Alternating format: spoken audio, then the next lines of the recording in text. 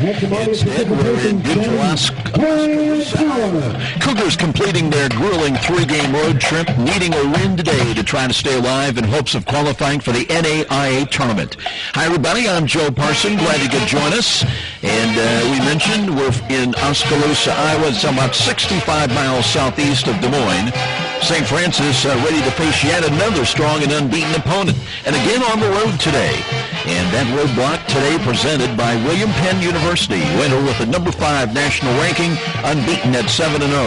Last Saturday, the Statesmen ventured into Kansas. And for the second time this season in a road game played in the Jayhawk State, William Penn scored over 50 points last Saturday, defeating the Spires of St. Mary 53-14. Penn leads the nation in rushing, averaging over 330 yards a game on the ground. St. Francis, meanwhile, came up short against number 1 ranked Marion 45-38 a week ago. 3 times the Cougars led the Knights by as many as 14 points. Behind 355 yards of passing offense, but USF unable to stop Marion's offensive juggernaut. Now 4-2 on the year, but strength of schedule keeping USF still ranked in the top 10 coming in today at number 9. Cougars trying to find a way to pull the upset here today against their third straight top 10 opponent faced on the road. We'll return to Oskaloosa, Iowa. More of our pregame show after a short timeout. Coach Kevin Dowley to join us for his take on today's challenge. This is Cougar Football on Redeemer Radio, Catholic Radio, AM 1450. Okay.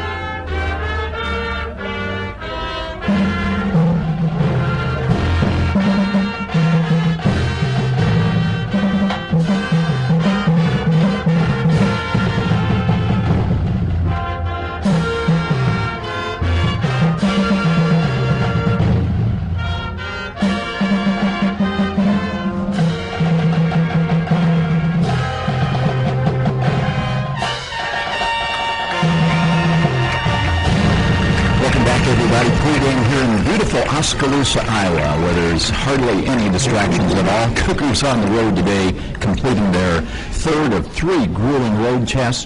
Coach, back-to-back number 1s, great success here a few weeks ago in Chicago against St. Xavier. Last week things looked good for you. Early on, had a 14-point lead to start the ball game, and 3 times a 14-point lead, but too much Tevin Lake a little bit, and also -3 in the turnovers. That had to hurt you. Would you agree with that assessment, that you had them offensively but just couldn't stop them defensively? Well, you know, in defensive, where we are on defense right now, we're awfully banged up at linebacker. Juarez was healthy when he gets hurt early. Caldwell was back, but he's not full speed yet. Got to get healed up. I think we're going to get a little bit better each week in that department. But that was difficult going against that offensive line and that back with a Band-Aid. And we were shoveling men and out of there trying to keep people fresh. You know, they're an outstanding football team. Again, I know that'll be the best offensive line that we play. Offensively, we did a lot of good things.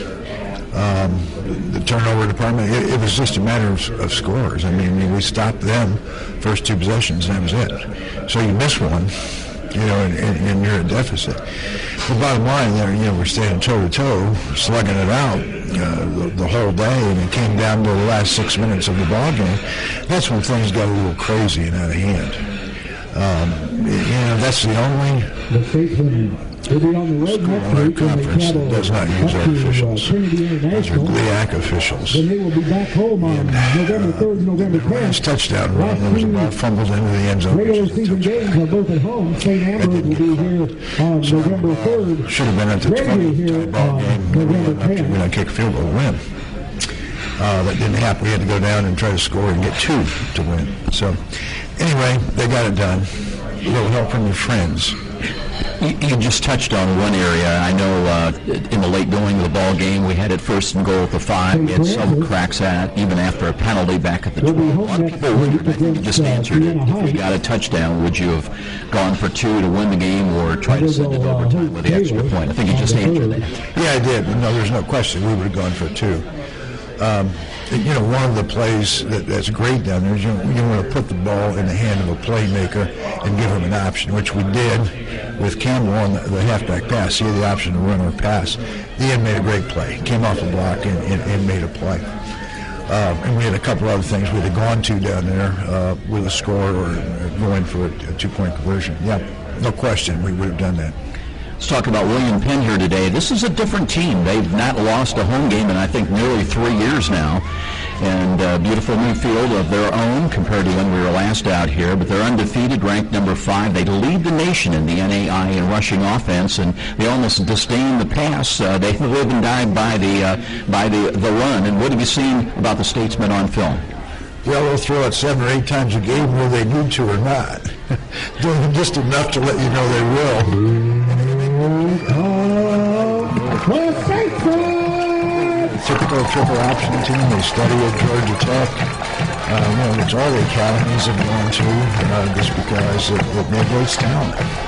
The defense and preparation, you got to kind of get away from all the principles that you teach all year. Get people to football, you got to be disciplined, and people have got to go through their assigned tasks and dive quarterback pitch. And then you got to be able to change that up enough, because if they know what you're doing, they've always got an answer for it. It's a heck of an offense, and they know it very well. They've done a good job. We played them last time here in Todd Hafner's first year as head coach. And that program was a mess out there. The last time we played there, it was just out of control. They played at a high school football field now. He's put discipline in that program. They got a commitment from the university. They got a beautiful facility to play, and he's got them winning.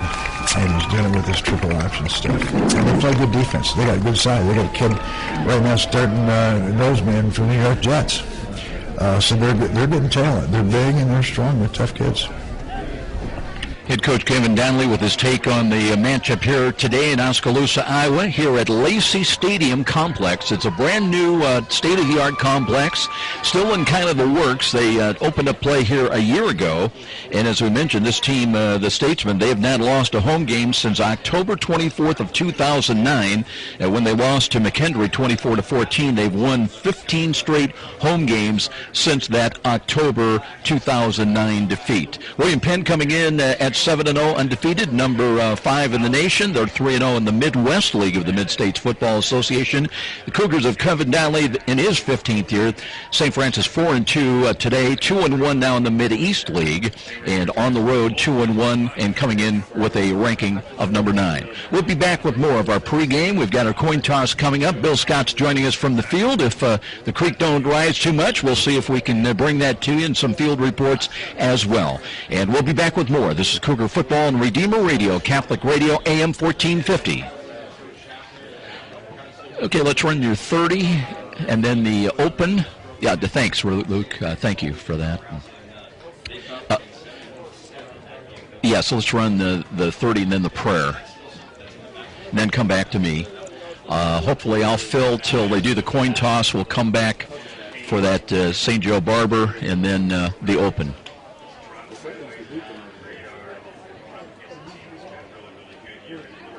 You know what?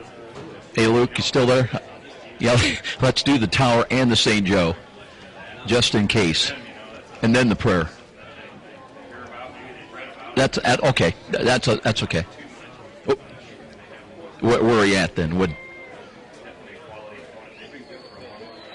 Yeah, don't do that. In fact, come back to me after the prayer, because the co-captains are coming out, so.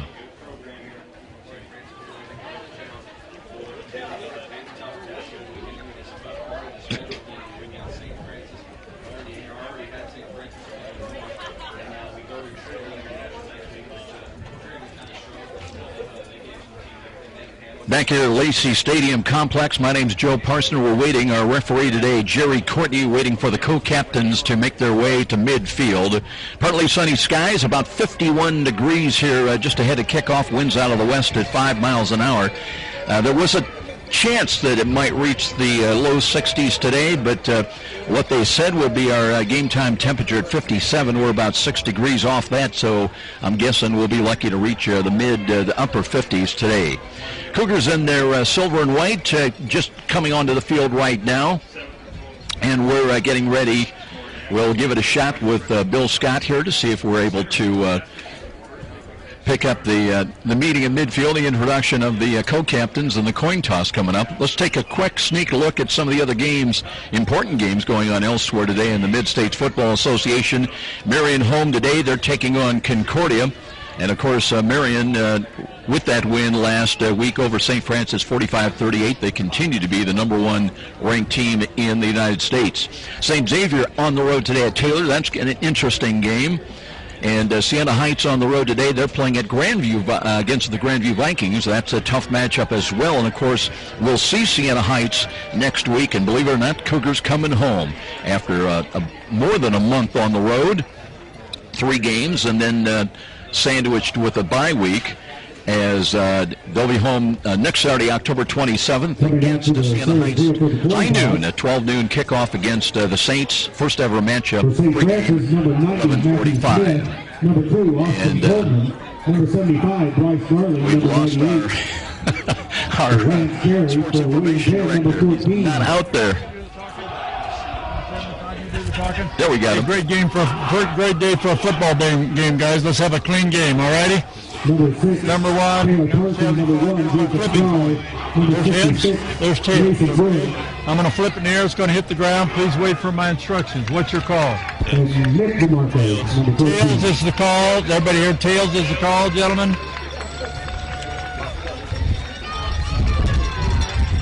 You have won the toss. You may kick, receive, or defer to second half. You want to defer? Yeah. All right. Oskaloosa has won the toss, and they elected to defer to the second half. Wade Penn won the toss. You 75, you have your choice. And elected to defer to the second half. Gentlemen, what goal do you want to defend? Get that way. Okay, get backs to your goal, guys. St. Francis will receive from the north end. Won the toss. They will defer to the second half. The Cougars will be receiving the first half kickoff here from Oskaloosa. Oh, the sun's breaking out. It's partly cloudy. It's a beautiful day for football down here. We're ready to go, Joel. Billy, I lost you for a moment. I was looking for an orange vest. I forgot that you didn't have one on today, but we got you. We got the coin toss. Bryce Darling made the call, and we'll be back with the kickoff. And coming up here, it's Cougar Football on Redeemer Radio, Catholic Radio, AM 1450. Okay, 30 in the open. Yeah, St. Joe and then the open.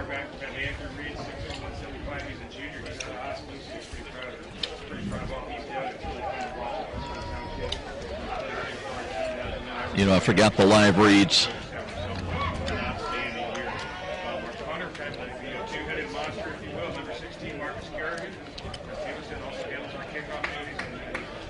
Marcus Kerrigan set to kick off the William Penn.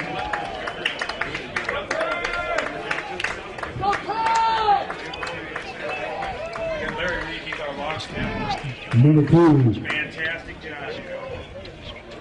Austin Coleman. And number 81, Akeem Tosa, back deep for St. Francis. Welcome back, everybody. We're ready to go to work now. This beautiful complex, this field here in Oskaloosa, laid out south to north. Cougars out of the south, returning from left to right. Austin Coleman is back deep as we're ready to start here, and here comes the kick. End over end. And backpedaling, Coleman's got it 5 yards deep in the end zone. Brings it out to the 5, to the 10, 15. Turns the corner, 20-yard line, to 30, 35, 40, 45. Look in the middle of the field and sandwiched as he got hit across the 45 to the 47-yard line. Well, if you can hear this game, it is thanks to our communication sponsor, Dr. Todd and Mary Briscoe Family Dentistry. Their generous financial support helps make this Redeemer Radio Sports broadcast possible. Need emergency dental care? Call Dr. Briscoe at 486-9950. That's 486-9950. Underway, the Cougars with very good field position, working 1st and 10 from their own 47-yard line. Pistol alignment, and David Yoder will start at quarterback today. And looks to run the ball, hands it off, and here is Kyle Matthews, or Antoine Campbell it is, gets the call. And he'll pick up about 5 or 6 yards. He'll get it into William Penn territory. Spot that ball, nose of the football just inside the 48-yard line. Let's take a look at some of the Antoine Campbell's rushing yard, 714 yards coming in. That puts him number 3 in the Mid-States Football Association. So a gain of 5, 2nd down and 5. Cam Smith in wide to the left side. That's the wide side of the field. Here's Yoder, looks in the pocket. Now flush to his right, still looking.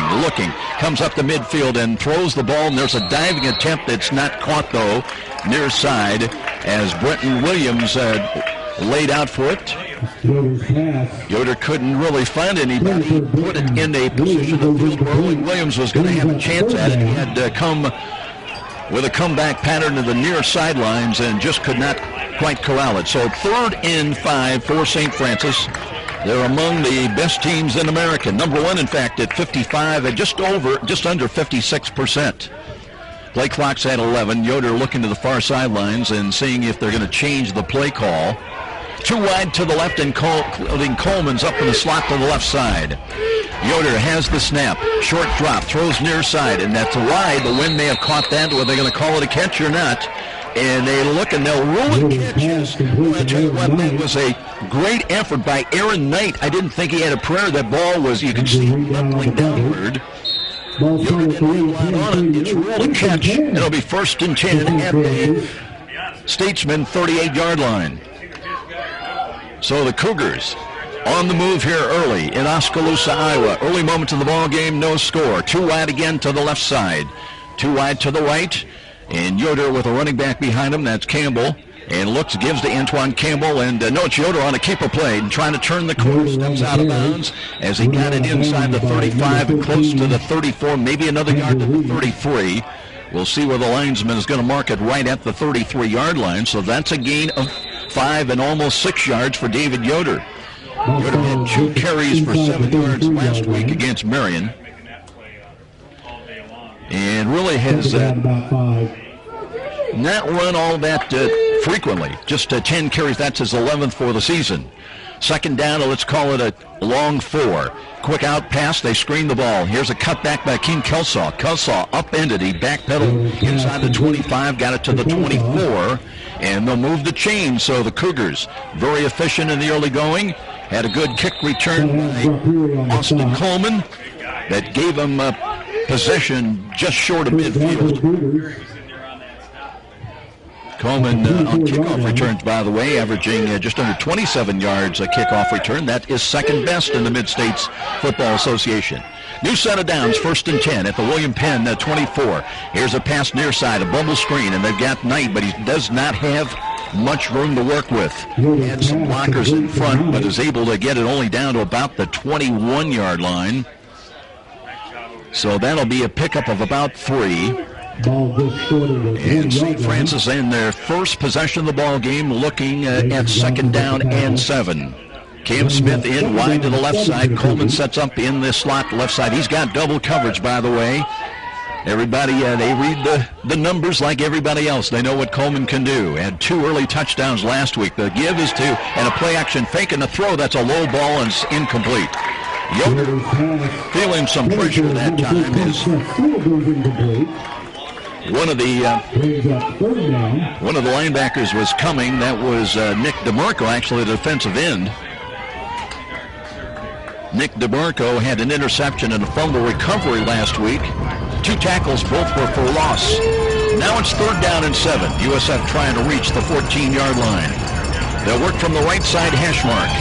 Here's Yoder again. They come up in press coverage. Akeem Kelsall, motion right to left. Option run to the left side. Here's the throw on the move. And Kelsall's got the catch. And he's down outside the 15 at the 16-yard line. So it's going to bring up fourth down call. Fourth and about 2 for St. Francis in the early moments of this ball game. Clock is moving just inside of 12 minutes here as a decision for Coach Kevin Donnelly with 4th and 2 coming up from the 15-yard line. Goes to the football just outside the 15. Cougars go into the goal line offense. They bring in a returner at fullback. Campbell stays in there at left half. Cam Smith in now wide to the right, the lone wideout.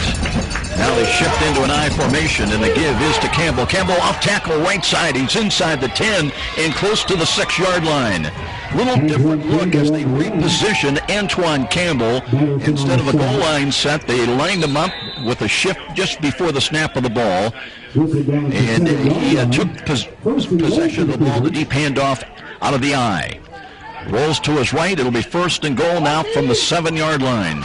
Cougars in the red zone trying to draw first blood. They'll stay in the goal line offense. Up on the wing to the right side is Aaron Knight. This time Yoder under center, ready to take the snap from Bryce Darling at center. And they again put Campbell back and dots the I and looks and bangs down to the 5. Maybe got another yard to the 4-yard line. Campbell on the carry. Campbell, the leading ball carrier for USF in attempts, came in the 203-pound sophomore with 126 rushing attempts. And he's been the featured runner in this series the last 2 snaps of the ball game. It'll be 2nd and goal from the 4-yard line. Clock at 10:30, time remaining in this opening quarter. Motion by Coleman. Coleman takes the ball on a sweep. He's got turnaround, throws a block, spinning, and Coleman unable to get across the plane of the goal. Looked like he had a chance initially, but is chopped down just outside the 1-yard line. So it'll be 3rd down and goal for St. Francis, and let's see where they do put that ball just inside the 2. Yards are tough here, especially inside the 10-yard line. Cougar offensive line averaging 275 a man, tackle to tackle. Bryce Darling along with Jesse Boley, Zach Greiner are the guards, Cam Edwards and Keegan Morris are the tackles. Yoder checking that defense. Tight formation, I formation again with the Campbell. Campbell bangs, second effort, he broke the plane of the goal, touchdown from 2 yards out. Antoine Campbell drawing first blood as St. Francis takes the early 6-0 lead here at the 9:40 mark. So 2 yards on the scoring run by Antoine Campbell. And St. Francis taking the early lead. That's the 9th rushing touchdown of the year for Antoine Campbell. Now Eber with the extra point attempt. It's cooking a little bit, but it's good. Splits the uprights. 7-0. St. Francis in the early lead will step out. This is Cougar Football and Redeemer Radio, Catholic Radio, AM 1450. Ken?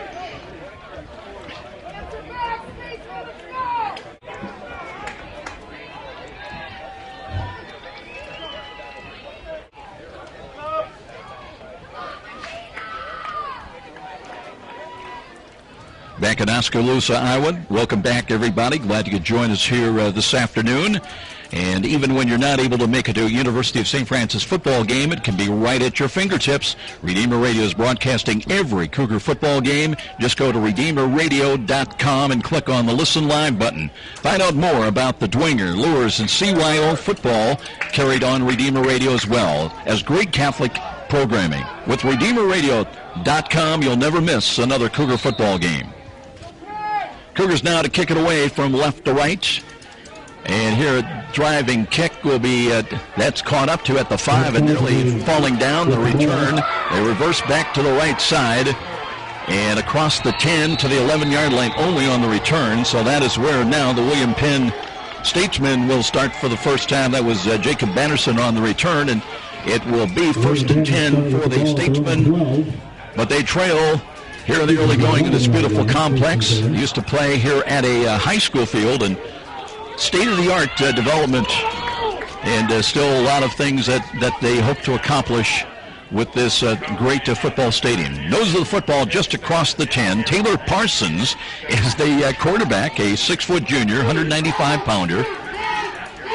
This is a team that, they love to run the football, and that's putting it mildly. A little motion from left to right. They want the throw on first down, and they've got a catch near side across the 15 to the 16-yard line. That's Aaron Broyles who leads them. That's just his 7th catch of the year. He came in with 6 for 54 yards. He had 1 last week for 12 yards. But again, that is a start, a little different look for the Statesmen. And they pick up 7 yards on that first passing play. Broyles will stay in. He'll work wide to the right side. And he'll be tended to by Alan Richardson's got the coverage. And here's an option run to the right side by Parsons. Turns and is hit right at the first down stick. Parsons tried to cover up. He sensed that the defender was coming up for St. Francis. And they do move the chain, so that is their first down of the ball game. And they'll mark that ball up 1st and 10 just across the 20 at the 22-yard line. Clock moving, 8:43, time remaining in this first quarter. As we mentioned, a little cooler than they promised us. Sun finally broke out here. Cast all morning. But finally around 12 noon local time, and now a lot of clouds, but also some sun. Here's a run off tackle to the left, and they'll get the ball out to the 24-yard line. Big offensive line averaging 264 a man. Mason Woods, the center. Corey Minnie, the guard, along with Jake Adams, Ryan Clays, and Travis Bleeker are the tackles. Kind of a young team, though. They start 2 sophomores and a freshman. Bleeker is the 275-pound, 6'3" freshman at left tackle. Gain of 3, 2nd down and 7. St. Francis leads it on the Antoine Campbell touchdown run. Here's an option run to the left side, and Parsons steps out of a tackle, turns upfield. He's that time he did a good job reading the blocks. Jamil Green, I thought maybe had a shot at him, but he stepped out of the tackle and turns upfield, and now improving field position for the Statesmen as they're up across their 40-yard line to the 42-yard line. Taylor Parsons, 90 carries coming in for 405 yards. And they have a full house backfield right now. Sean Davis normally starts, but they've got a lot of weapons. And now they try to give the ball up the middle, and there's nothing there. That Brody Caldwell was there. They're trying to steal the ball away. But it will be no gain, and 2nd and 10 coming up. St. Francis on that snap played that one very, very well. Zach Bruce got in there, made a great play defensively as well. Call it a gain of about a half a yard. 2nd down and let's say 9 coming up. Ball just across the 42-yard line of William Penn. Well, it's warm when the sun comes out, and not so warm when it doesn't. Play action fake again, and here's a give and a little stop and go move as they give it off to, let's see if that's Dalton Phelps with his first carry of the day. Check it. It is going to be Sam Tweed. Tweed brings in 321 rushing yards. He picks up a couple more. Stopped just short of the 45-yard line. Goes the football across the William Penn 44-yard line. St. Francis, back in the day, came in here back-to-back years, 2002, 2003, playing at the old high school field. They dropped identical 49-14 decisions. Now, here's a play-action fake and a roll by Parsons. Throws in this, and he's got a catch for a first down coming out of the backfield with Sam Tweed. And a pattern. There were no Cougar defenders around, and that's a good run for the first down. And they'll mark that ball down inside the USF 45 line. You get the feeling William Penn is going to have to mix it up a little bit more today than they've historically done this season, where they've come in, some of the numbers in the rushing offense, they're averaging 334 yards plus a game. And they run the ball up the middle and into the second level. That's the fullback, and maybe Phelps. We'll check it as he rips through for about 7 or 8 yards. And now they're getting into a little bit of a comfort zone. They're running the football, William Penn, with a mixture of pass and run. Davis on the carry. So a gain of 7, second down and 3. Now the ball is marked just outside the USF 35-yard line, just inside the 36. Clock may move inside of 5 minutes in this first quarter before the end of this first snap. Dalton Phelps is in. He's in motion, but they give the ball up and a run up the middle. Not much there this time. Let's see if they pick up the first down, though. They're going to mark it down inside the 34. That's close to the first down. And let's see if they're going to wear it. It just matters where they put the ball down. Looks like they're short. Referee today, Jerry Courtney, said so they move the chains, and 1st and 10 now for William Penn with the ball just outside the Cougar 32-yard line. Boyles sent in wide to the right side. They've got a wide out here to the near side, and they stay with this inverted wishbone. And here's a ball get lost, and there's going to be a sack as St. Francis tackled quarterback Taylor Parsons. On the snap. For a loss. That was Kevin Bush that came flying through there and sealed the deal for a big loss back to the 40-yard line. Kevin Bush on the stop. Loss takes the ball So a loss of about 9. 40-yard line. They were positioning Parsons out of the pistol alignment. He had an inverted lineup around him of 3 running backs. And this time stays in the pistol with just 1 running back lined up behind him. 2nd down and long. Cougars maneuvering defensively. Low snap, but Parsons has got it pumps. Now throws once over the middle, and this one's incomplete. Running down the deep post down as the Statesman trying to hit that time Kramer Patterson, a freshman wideout. Ball needed a little bit more air underneath it by Parsons, who comes in. He had attempted just 53 passes for the year. That's in 7 games, 20 of 53 for 304 yards, 2 touchdowns, 1 interception. And most notably, they have given up only 3 sacks all season long. But again, this is a team that runs the ball normally. And the snap, here's a roll to the left side. And Parsons looking, he's got to catch near side. They'll get a lot of that yardage lost back to the 34-yard line. But it is going to bring up 4th down. And a decision now for the Statesmen. With the ball at, they're going to move it to the 33-yard line. And they're going to try a field goal. Looks like Marcus Kerrigan, who's 5 of 6 on field goals. He's got a long of 52 yards this year. This one will be from 49 yards. 49 yards from the left hash mark. As Marcus Kerrigan from 49, and it's on the way. It's got a chance, and it is good.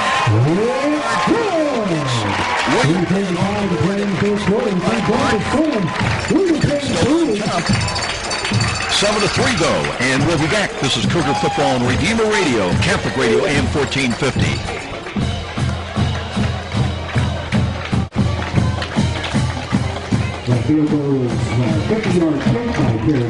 At our level, that kind of leg, but as we mentioned, Kerrigan's been very effective, comes in 40 points, 7th best in the Mid-States Football Association, and now is 6 of 7 on the year. And he's not missed from beyond 50, while he just had the 1 attempt, hit the 52-yarder. And the 49-yard, here's the kick coming near side, a short kick. Cougars do have that as a lateral comes to Coleman. Coleman reverses, gets away from 1, comes upfield to the 25, and gets across the 25 to the 26. That is flirting with danger that time as the Cougars tossing that ball around, lateraling it. But I guess when you got somebody that capability, Austin Coleman, you're willing maybe to think about taking a chance. He had returned the opening kickoff to the 47 and really set St. Francis up for that opening drive that gave him a 2-yard touchdown run by Antoine Campbell. Now they have not nearly as good a field position at their own 27. 1st and 10, David Yoder in at quarterback, and he'll operate with a goal line offense in with 2 running backs. And they reposition again. Campbell, they give it to him deep, and he comes up the middle. Not much there. Got back to the line of scrimmage, and that is very tough defenders up the middle. Brandon Dunbar, Michael Welch, defensive tackles They go 285, 275 respectively. Nick DeMarco, as I mentioned, leads them, though, in a lot of categories. 6'3", 240-pound sophomore. Very young, very athletic team, William Penn. So call it a gain of 1. 2nd down and 9. Yoder from the right hash mark again. He drops the throw, looks near side, taking time, throws, and that's a tip ball in the air, and it falls incomplete. It was intended for Aaron Knight. Up across the 40-yard line at the 42 was a high ball, and Knight just able to get a couple of hands on it and tipped it high in the air, and it falls incomplete. So now the Cougars look at 3rd down and 9, and their objective is to get the ball up to their own 37-yard line. Aaron Betcher in wide to the left side. Slot left is Coleman. 1 wide to the right.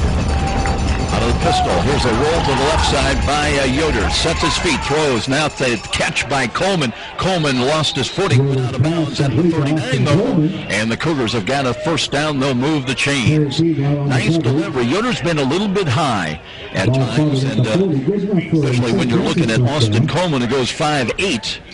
That can kind of exacerbate that situation a little bit, but Austin with a good job and secured the football and got out of bounds. Improving field position now. St. Francis at their own 40-yard line is where they have this 1st down snap. Here's a roll to the right. And Yoder taking a long time directing traffic. He's got to hurry and dumps it off near side. And they have a catch. And that will be Betcher. Aaron Betcher, that just his 7th catch of the season. Came in with 6 for 59 yards. Good progressive check down that time by Yoder, as he was being pursued from the blind side and got rid of it in the nick of time. Oh, they ruled it no catch. It comes back now to the 40-yard line. He must have not been able to get a foot in bounds here on the near sideline. So it's 2nd down and 10. Running back is Campbell. Campbell takes the snap and runs up the middle and gains only about a yard and a half. Getting off the bottom of the pile, Brandon Dunbar had a tackle last week. Comes in with 22 and 3 sacks, by the way. So it'll be 3rd down and 8. St. Francis now trying to reach midfield on this 3rd down snap. The guy you really got to be aware of from a defensive standpoint is 6'3" defensive end Nick DeMarco. 2 interceptions. He leads the Statesman with 4 sacks.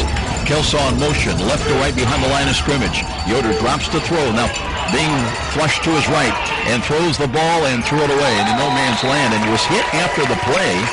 Helped up, though, as Jacob Patterson was coming on a blitz from the safety spot. So the Cougars unable to convert on 3rd down and 8. They'll have to bring in Colin Carman to kick the ball away. Had no punts last week for the year. 13 punts.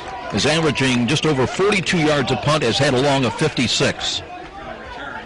He'll wait for the snap inside of the St. Francis 30-yard line. We have 1:32 remaining in this 1st quarter.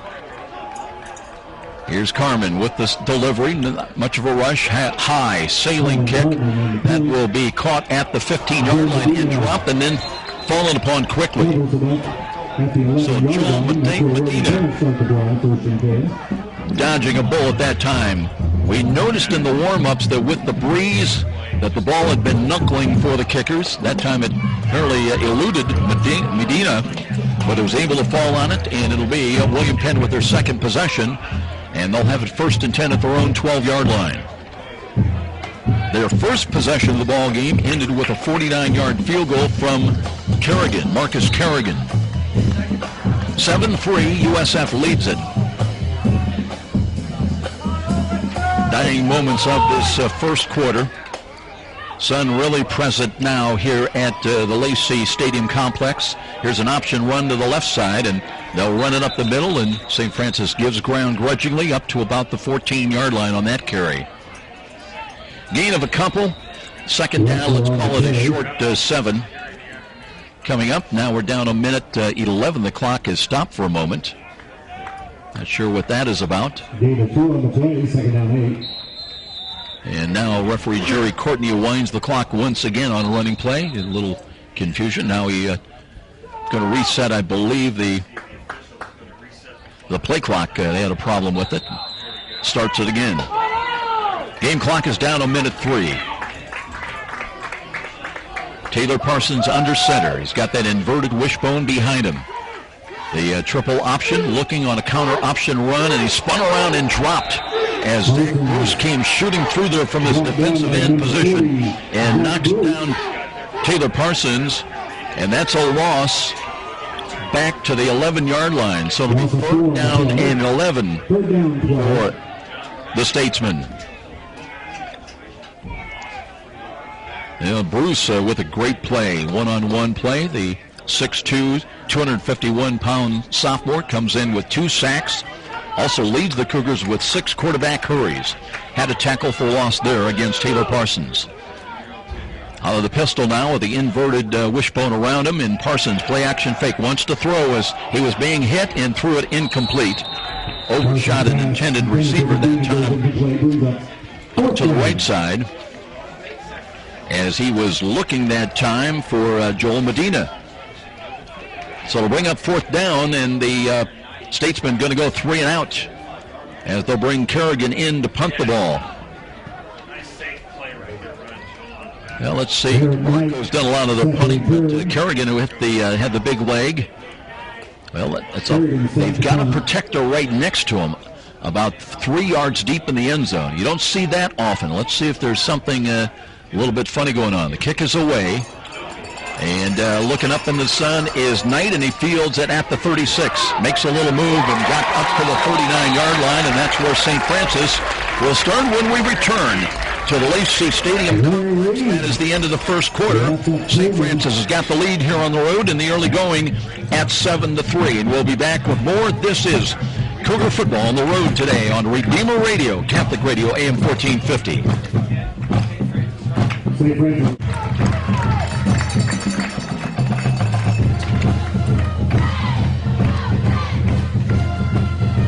Cougars with the 7-3 lead after 1 quarter here in Oskaloosa, Iowa, about 65 miles southeast of Des Moines, Iowa. Well, RedeemerRadio.com brings you news, streaming audio, pictures of events, live sporting events, and happenings around the area with our community calendar. Check out what's happening at RedeemerRadio.com. Don't forget Sherathon, by the way, coming up this week. We'll be dropping in to see if we can scare up a few nickels and dimes on Wednesday. But always a big event twice a year, and your contributions are so sorely appreciated and needed. Here we go now. St. Francis ready to go back to work. 1st and 10, starting here in the second quarter. Now they work from right to left out of the south end zone. And here's a running play, and Kyle Mathewson, nice job, has picked his way, got a block on the left side from Zach Greiner, and carries across the 40-yard line up to the 45, and they'll give him another yard out to the 46-yard line. Gain of 6. Mathewson's numbers coming in. That's his 29th carry of the season. Came in with 4 rushing touchdowns and 171 rushing yards. And they look to run again. And Mathewson straight arms one, trying to turn the corner. Did he stay in bounds? Let's see what the official rules. He did. He's short of the first down, but he got to the 48-yard line, kind of trying to tiptoe his way down the left sideline. So St. Francis is going to look at a 3rd down call, 2 straight running plays.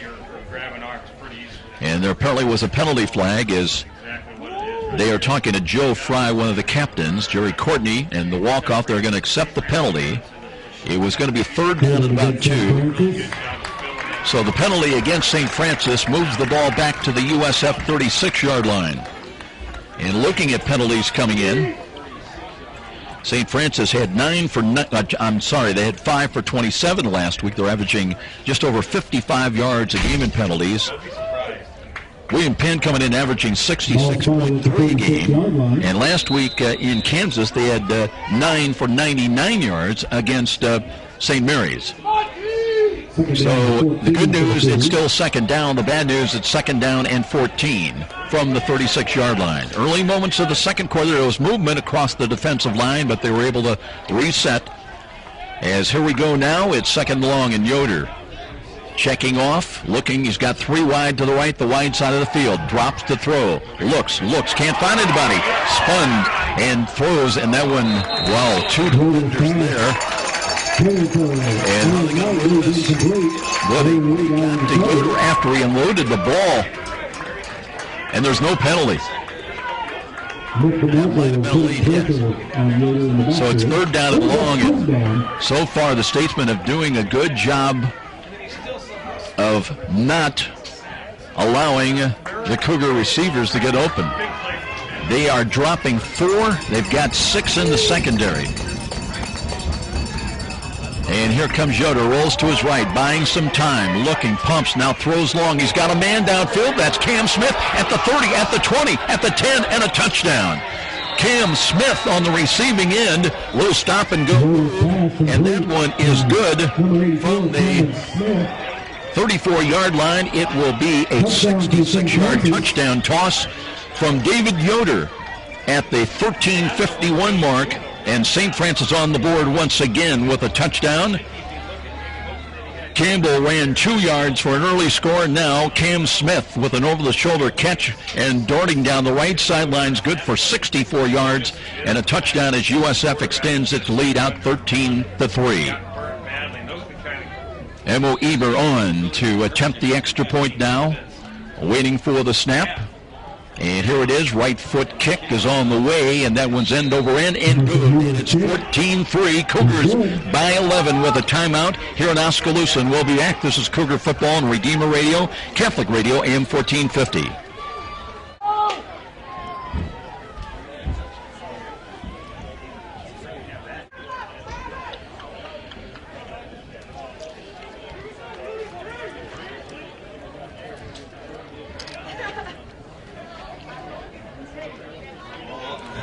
Cam Smith with his 2nd touchdown reception in as many weeks, as a big play that the Cougars were looking. A little stop and go move, set it up. And it is a 14-3, 11-point lead for St. Francis, their biggest lead of the day. Now they'll kick it away from right to left. And we'll take a look at the deep returners. Jacob Batterson, one of them back there. As Colin Carmen says he's ready and approaches and puts the foot into it. Long end over end near side. Batterson just watches it sail over his head across the end line. It'll be a touchback and it'll come out to the 25-yard line. Ball sails over Batterson's head. William Penn here in Oskaloosa, Iowa, to tell us the enrollment right now about 1,000. And it's a campus on the move. Well, we mentioned some of the other games going on elsewhere today. Marion home to Concordia. Concordia still looking for their first ever collegiate football victory. They're 0-6 for the year. St. Xavier at Taylor today, and Siena Heights on the road, taking on the Grandview Vikings. Meanwhile, here we go. 1st and 10 for Taylor Parsons and company. Option run, keeps it himself, has some running room, spins across the 30, got across the 35, knocked down right there. So Taylor Parsons with some quick steps. And after he got 5 yards deep. And he's got a first down. So improving field position now just across the William Penn 35-yard line. 13:33 remaining until intermission. And they're going to have Ed Kazanave in wide to the right side. And it'll be an option run again. A little dive play between guard and tackle the left side. That is a carry across the 40 to the 41-yard line. A lot of big folks. And now they bring some more folks in. Dalton Phelps checks back into the game. Look at some of the production numbers. Evan Ressler, who does not start, he's a 225-pound sophomore, leads them with over 500 yards rushing. Sam Tweed comes in with 321 yards. Phelps, we just mentioned, with 290. So they also have good production by a number of different capable people. 2nd down and 5. Here's an off-tackle run to the left, and that one is snuffed and stopped for no gain. Cougars came up quickly. Marcus Neal finished it off the play, but that initial stop. Matt Carton also is in there. Carton had 3 tackles last week against Marion. Makes it 3rd down and 4. William Penn trying to get across their own 45 now on this 3rd down snap. Well, we told you about St. Francis on 3rd downs, leading the nation at over 55%, and William Penn not bad. They're number 3. Just over 51% last week against St. Mary. There were 5 of 7 in 3rd down conversion situations. They'll stay with a full house backfield and a dive play. Parsons cuts up, and he's got the 1st down. He's to midfield, in fact, and into Cougar territory at the 45-yard line. Down the right side as Parsons got the option either to pitch it to a trailing running back. That time he just turned the corner. That was the key. St. Francis unable to get containment. They fake the dive up the middle, and if you bite on that, then they burn you on the outside. Royals is in, wide to the left. Had a catch earlier in the ball game. And other than that, a tight formation. Motion right to left. The pitch comes left side. And a little stop and go move and trying to turn the corner. Not much there this time.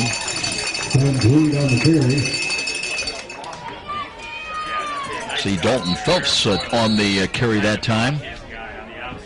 Justin Juarez on the stop. Juarez, we heard, credited with the stop. That's a gain of 1. Ran a long time for that 1-yard pickup.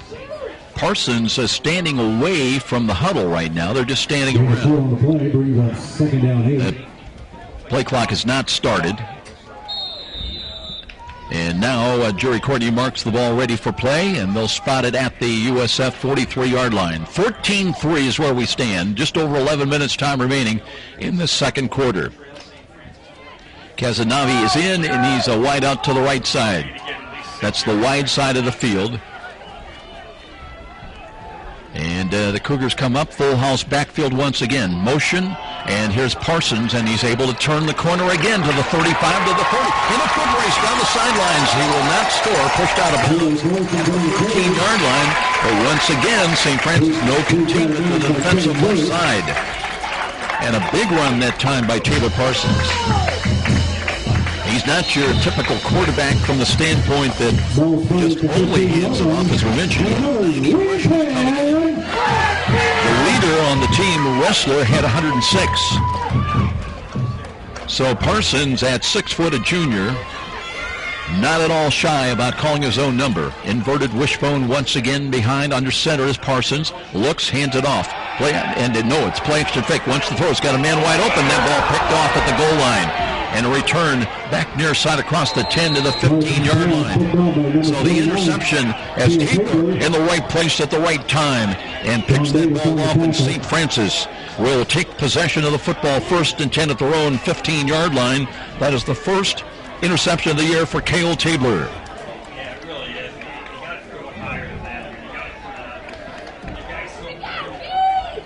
So St. Francis staying and getting the ball back, leading at 14-3.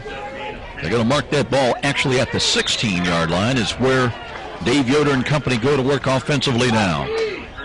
They've got a little bit of wind behind them. From right to left, this field laid out north to south. They're working out of the south. Here's motion now behind the line of scrimmage by Seth Stewart. Yoder wants to screen, throws the ball in the middle. Here's Coleman, gets by 1, cuts to the 20, 25, and a hit from behind, knocked down at the 30. That'll be good for a St. Francis 1st down. Coleman really alive today, dipping and bobbing and weaving, and looking for some running rooms on this artificial surface. So 1st and 10. St. Francis from the 16 and now out to the Cougar 30-yard line. Cougars coming home next Saturday, finally, after the long road trips. 2 of them against back-to-back number 1s, and today against number 5. And really in a must-win situation when you think about it. You don't want to pick up that 3rd loss on the year. Here's a little misdirection, and to give the ball to Coleman, he's going nowhere. That one was well defended, and boy, there was one of the defenders just threw something. You got to be careful when you talk like that. Sometimes you're going to draw a penalty. but nothing doing. Loss of 11 on the play. Let's see who came up there and got that penetration. It was the defensive end, Nick DeMarco. We talked about him earlier. That's a big loss back just outside the St. Francis 20-yard line. So it's second down, but it's second and 21, a loss of 11. And Yoder out of the pistol. Quick release, pumps, holds, and then is sacked. And that was the fourth sack of the year. The loss is back to the 15-yard line. Now the Cougars, after getting that good run catch by Coleman, are moving backwards. It is going to be third down with the ball back at the 15, and that's almost where they started after the interception. Now we're down to 8:33, time remaining in the second quarter. Clock still moving, and Yoder with the snap, rolls to his right, looks, pumps again, looks, throws the ball. He's got a man downfield, now it's knocked away, just didn't have enough on it. Steps up the 40-yard line. If Coleman had a little more, that might have put Coleman in position where he had a chance to sprint his way to the end zone. As it is, it's fourth down, and instead it'll be Colin Carmen in to punt the ball away. Carmen won punt earlier today. He had a 44-yarder. He's averaging over 42 yards a punt. He'll wait at the 1 to receive this snap. He's got it. The rush is coming. Got it away. This one end over end. It'll hit at the 50-yard line. And Corey Stamps is down there just watching it as it rolls, a Cougar roll inside the 30, inside the 25, and all the way down to the 21-yard line. So that will be, 79 yards? Well, the wind be aided, and they move that ball just over the 21-yard line. That is where William Penn will start on offense now. Looking at some of the first quarter numbers handed to us, Antoine Campbell, 6 carries for 20 yards and a touchdown. Taylor Parsons was the leading ball carrier for William Penn with 6 carries for 14 yards. Parsons was 3 out of 5 for 28 yards in the first quarter. Yoder 5 of 10 for St. Francis for 40 yards. Now first and 10 for the Statesmen at their 21. Motion right to left. They give the ball up the middle. And actually they faked it, and it was Parsons again with a quarterback keeper play. This time the Cougars knifed through there. Zach Bruce got in and stopped it for a loss. Loss of 3 yards back inside the 20, back inside the 19, in fact. So Broyles in as a wide out, comes wide to the left. Cazenave in wide right. They were debating even here among the William Penn Sports Information staff how to pronounce his name. And here's Parsons again, and curls up the middle. Is stopped just short of the 25-yard line.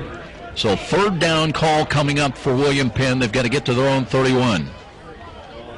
It'll be third down and 6 with just over 7 minutes remaining until intermission. Third down, 6 to go. New number checking in. That's John Bryan, brings the play in from the bench. He's normally a tight end, and will set up tight to the right side. Royal stays in. He's split wide to the near side. Blitz shown defensive right by St. Francis. They run that way. Here's Parsons again. Nobody's there, and he lowers the shoulder. That's Taylor. Check it. As coming up, it was Taylor Brown that stopped them short of the first down stick. It'll bring up fourth down and still about 3 for William Penn. They'll bring the punt team in. Good play by Taylor Brown. Looked like for a moment that Parsons was going to be able to scoot around the left offensive side, but knifing through there, Taylor Brown said, "No, you don't." So fourth down and 3. And Kerrigan in to punt, waits for the snap at his own 15. Aaron Knight back in punt return at the USF 25. And here's a pass as they throw the ball, and that's going to be a run for a first down to the 40, to the 45, and up the midfield. So they faked the kick, and they caught the Cougars napping. That pass was to Jason Johnson, one of the protectors, and he rolls into Cougar territory, and William Penn will maintain possession of the football. Kerrigan came with a rugby style of indicating he was going to kick the ball, and then all of a sudden pulled it down and through. They try to take the ball down Pass to the completion. St. Francis 35-yard line. So the or not. They'll spot that ball at the St. Francis 45. It is a 14-3 lead for St. Francis. They've scored once by land and one by air. Full house backfield for William Penn. Option again. And the give is off to the left side. And boy, I tell you, did the ball come free? St. Francis thinks they've got it. And it is going to be St. Francis on a fumble recovery right at the USF 45-yard line. Let's see if we've got a chance to check in with Bill Scott over there on the far sidelines. Billy, I don't know if you've got your ears on, but you may have had a better view as to who was able to come up with that fumble recovery for St. Francis. If you've got a second. And well, Joe, I believe it was Taylor Brown, but again, I'm guessing that's not official. Taylor Brown came up with that fumble recovery. You got a better view than I do, buddy. I appreciate it, though. Thank you. Bottom line, St. Francis does have it, and they've got it at their own 43-yard line. There's a pickoff goal on the next play, and it's going to be back to William Penn at the 34. Bad decision and delivered that ball right in the hands of the Statesman. And they'll get the ball back on back-to-back turnovers. So maybe that kind of a day. It'll be 1st and 10 for William Penn at the Cougar 34-yard line. The 34-yard line, St. Francis, 1st and 10. I believe that was Andrew Reed who came up with that interception. And on Reed, that is his second interception of the year. So great opportunity now for the Statesmen. They've got it at the USF 34-yard line. Just over 6 minutes remaining in the first half. Option again, and Taylor Parsons kept it. Did not hand it off, and he's going to lose yardage outside the 35. Little by little, the Cougar defenders are adjusting to the decisions by Taylor Parsons. He has been his most effective best when he's been able to run the option and trying to get to the outside. On the late developing plays, after faking up the middle, he's not had as much success. A loss of 2, 2nd down and 12. They'll stay with a full house backfield now. In motion right to left, option run near side, and Parsons is wrapped up by Bush and dropped. And Brody Caldwell was there as well, and no gain. Well, maybe they'll give him a yard to the 35. It'll bring up 3rd down, and let's call it still 11. So we'll see now if the Statesmen will try to put the ball in the air. With 5:12 remaining, and now we have an injury timeout apparently on the near sideline. It looks like one of the Statesmen players down, so we have a timeout here with 5:12 remaining in the second quarter. 14-3, St. Francis has got the lead, and we'll be back after this 30-second timeout. This is Cougar Football on the road today on Redeemer Radio, Catholic Radio, AM 1450. It's Taylor Parsons that was injured on the play, came off without a helmet near side. The backup is Tyler Hafner, a freshman at 6'3", who did get into the game last week against St. Mary of Kansas, carried 5 times for 74 yards. Let's see if Hafner is in there at quarterback now, and I believe he is. So 3rd down and 11. He's attempted only one pass and completed it for 8 yards. Needs 11 here, wants to throw. Short drop, rolls to his left side, being pursued. He can run for it and is tackled. Let's see where they mark him out of bounds, somewhere around the 25-yard line. That is very, very close. Depends on the spot. They've got the ground crew over there. And they're going to mark him out of bounds. Looks like just outside the 25 at the 26. That's 4th down. He stepped out of bounds 2 yards short. So with 4:37 remaining, well, they went for it earlier on a fake. And they'll go for it now. Needing to get the ball just inside the 25 of St. Francis to convert. Full house backfield once again off the triple option, and I don't know if they got it. A keeper play by Tyler Hafner. Second effort, he did not. He reached only, did not get even to the 25, and on downs, that is a stop by the Cougar defense, and they'll take over possession of the football at their own, just outside the 25-yard line. So after Yoder was intercepted, the Cougar defense steps up, gets the job done. Yoder's numbers, by the way, coming in, the good news, he has passed for over 62% completions coming in. Has had a touchdown today that gives him 5 for the season, but he's also been intercepted 6 times now. And he's got the ball back, 1st and 10, with just over 4 minutes remaining in the first half at the Cougar 25-yard line. Yoder out of the pistol with Campbell, the running back. The give is to him, and he scooches down, back pedals, trying to gain some extra momentum, and carries out to the 28-yard line. May give him another yard. Are they going to mark that ball up to the 29? There will be nose of the football just inside the 29. Call it a gain of about 4. So 2nd down and a long 6. Knight is in and wide to the short side to the right. Bunch line up here. Bunch 3 wide to the left. Yoder looking that way. Rush is coming. Throws in the middle. He's got a catch by Cam Smith. And breaks 1 tackle and then is upended short midfield at the 49. But he's got another 1st down. Cam Smith having quite a ball game today. Came in with 10 catches and 140 yards, a touchdown last week, and a big one today, good for 64 yards, and a touchdown that has given the Cougars this 14-3 lead. And now with just over 3.5 minutes time remaining, USF with improving field position, a yard short of midfield. Hakeem Kelsaw in, sets up on the left wing.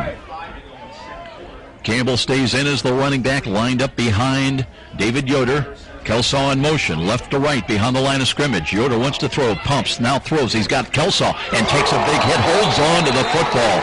Hakeem Kelsaw with a 1st down, paid the price as he was leveled. Took a big hit like that last week again against Marion, but holds on today at the 38-yard line of William Penn. So that's doing it the hard way. And I tell you what, you got to admire that young man, the redshirt freshman, who did what he was supposed to do. Kept his eyes on the ball, secured it, and then paid the price. 1st and 10, St. Francis on the move once again. Trying to get closer to the red zone. They lead it 14-3. And here is Campbell on a deep handoff. Steps out of a tackle. Works. Second effort. Got him to the 35. Maybe another yard to the 34-yard line. No, they're going to mark that ball. Nose of the football just inside the William Penn 35. Now with just over 2.5 minutes time remaining. A lot of personnel checking out of there.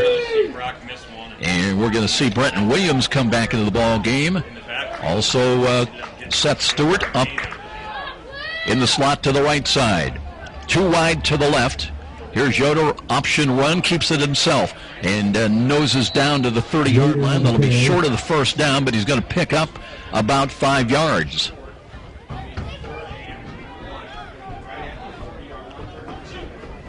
So they'll mark that ball just at the Penn 30-yard line. They're going to need about 2 yards. On a 3rd down call coming up now, the clock moving inside of 2 minutes. Cougars have got all 3 of their timeouts remaining. And here's Yoder again, waiting with Mathewson, the running back. And Yoder faked the handoff, took it himself. I believe he's got the 1st down as he worked his way down to about the 27-yard line. He used Mathewson as really kind of a lead blocker. And just getting up off the bottom of the pile.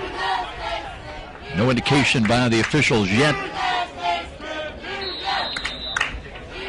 And I think Jerry Courtney says, you know what, close enough. Let's take a pause right now and bring out the chains from the far sideline. So, Bill, I'm going to go down to you. I know you've got a good view of that. I see you with the camera down there. They're going to bring out the chains, and I'll let you tell everybody what you see from your vantage point. Take those chains out there. They're running them out right now. Beautiful sunny day. Has it warmed up down there? Hopefully we got it by a good length of the football in there. Great job by Yoder following Matheson up in that hole, Joe. Hey, Bill, it's a little breezy up here. Of course, we're working in the shade. How about down there at ground level now? It's warm down here. Of course, they got the synthetic turf, so it picks up some heat. And it's warm, it's beautiful. It feels like mid-September down here. There you go. First and 10, Cougars on. They stay with the drive alive from the 28-yard line. Now the clock is a factor. We're down to 90 seconds. As Yoder might have changed the play at the line of scrimmage now. Play clock is at 11. Yoder looking to hand the ball off. Straight ahead is, Campbell's back in there, and Nose is inside the 25-yard line.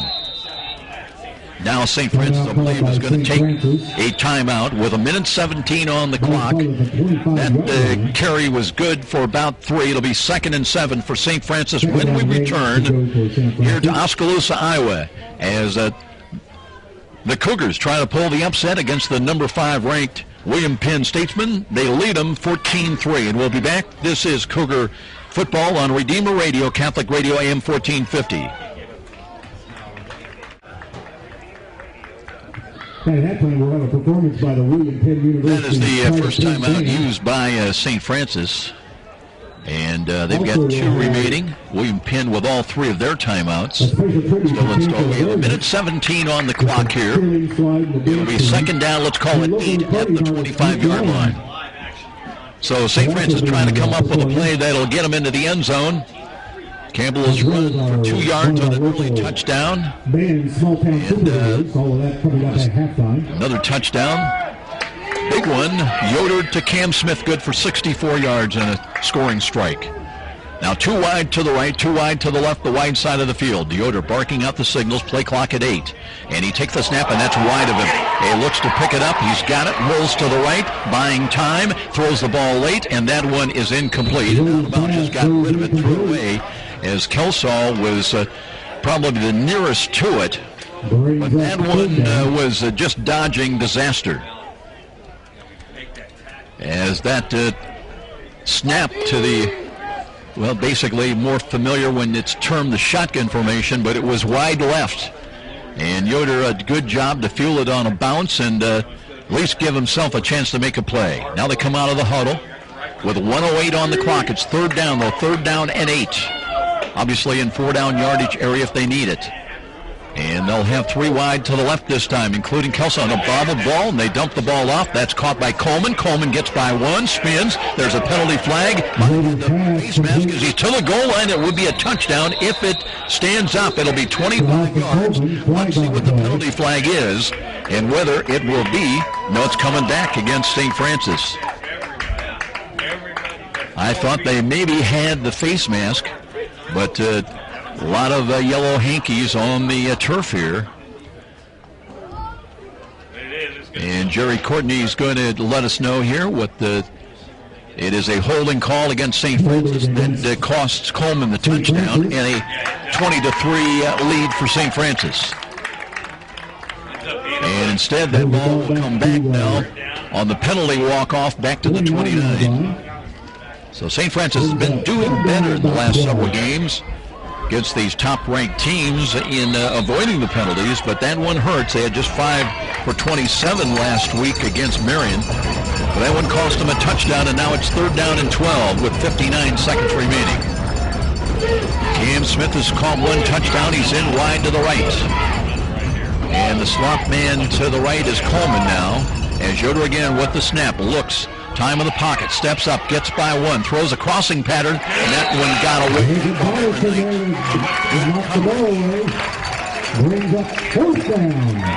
As coming across there, making the play defensively, Greg Beatty came up, and now it's going to be 4th down and 12. They can pick up a 1st down at the 18. But they need 12 yards right now. Don't believe Emil Eber will be called upon here, although he does have a little bit of wind behind him. Instead, it'll be Mathewson as the running back. And 4th and 12 for St. Francis with 52 seconds remaining. Rush coming as Yoder sets its feet, throws over the middle, and that's a low ball, incomplete.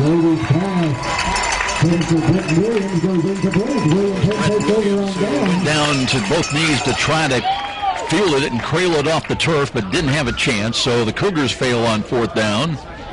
And they'll turn the ball back with no points on the board to William Penn. at the 29-yard line is where the Statesman offense will go back to work with 46 seconds remaining. Now the big question is going to be see who comes out at quarterback, whether it will be Taylor Parsons or they will stay with the backup, and I believe it's going to be Tyler Hafner. So Hafner comes in, played the last series, and looks to run the option once again, and it's a big run up the middle. And they're still coming over the 40-yard line of the 45, and now that was Evan Ressler, their leading ball carrier with over 500 yards rushing, and now we see why as he brings it out to the 46-yard line, and a penalty flag thrown right in the vicinity where he went down. And the Cougars backing up even further. They might have, let's see if they had a face mask on him. Walk off of 5, of 10, and 15. It was a personal foul, a big one. And now 49 seconds remaining. Statesman got it at the St. Francis 49. Hafner, a freshman at 6'3", under center, full house backfield behind him. And looking, and they run the dive, and Hafner again takes it down inside the 35 to the 34-yard line. And remember, they got the big leg of Marcus Kerrigan. He's ready to hit a 49-yard field goal here this afternoon. That takes the clock down to 28 seconds. William Penn will take a timeout. 14-3 our score. And we'll be back here to Oskaloosa, Iowa. Cougar football on Redeemer Radio, Catholic Radio, AM 1450. Okay.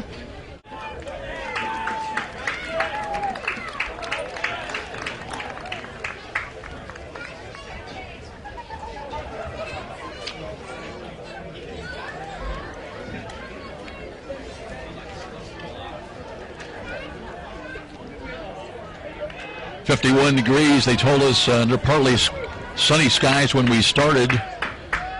Light winds out of the west at about 5 miles an hour. But when you're in the shadows, it is cool, and you feel a little bit up here in the press box. It's all open, and it's one of the projects in the works in the future for this great complex here, the Lacey Stadium complex. Second down and 6, 28 seconds remaining. Both teams now with 2 timeouts left. And here is a reverse coming up to the left side, and some open field running to the 30, to the 25, and that's and it's going to be a gain to the 26, and they're calling for a trainer right away. That almost looked like a horse collar, I got to say that.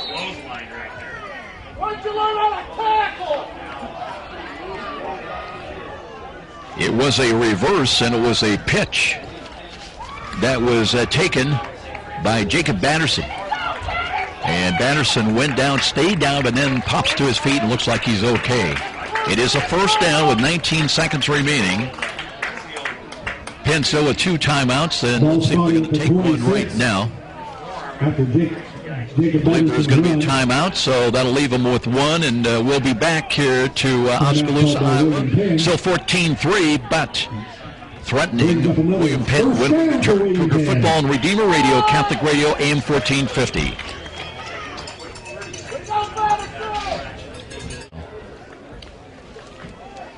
In fact, I tell you what, you might cue up that 60, that PHP, into half. Yeah.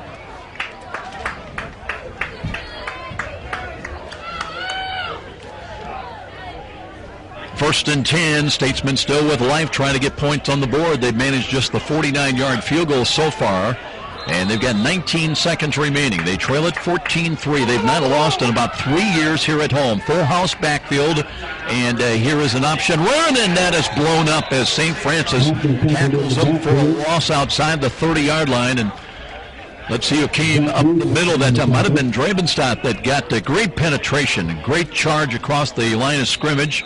And it'll be a loss back in the 30-yard line. They will take another timeout with 3 seconds remaining. We're going to keep it right here and see if they'll bring Kerrigan in to try to hit his second field goal of the day.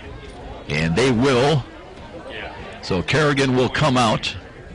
He is hit from 49 yards. And this one is going to be about a 47-yarder. Yeah, they're trying to cheat up a little bit and make it maybe about a 46-yarder. This time it'll be a little bit against, although the flag is limp on the pole to our right. But on that 49-yarder at the opposite end with the wind, they really didn't need the wind. He had good boot into the football. It carried. It is second down and 15, but the clock is the big factor with just 3 seconds remaining. This will end the first half, and let's call it a 46-yard field goal attempt for Marcus Kerrigan. He's hit this year from 52 yards and has a 49-yarder today. So from 46, waiting for the snap, right foot kick is on. It's high, it's on the way, and it is going in. And now a 46-yarder by Marcus Kerrigan, and that is going to do the first half. 14-6 Cougars still with a lead on the road against the number 5 Statesman and a lead of 8 points. We'll be back with our halftime presentation. And more coming up here for Oskaloosa, Iowa. And this is Cougar Football on Redeemer Radio, Catholic Radio, AM 1450. Okay, that'll be the 1 minute. Yes, sir.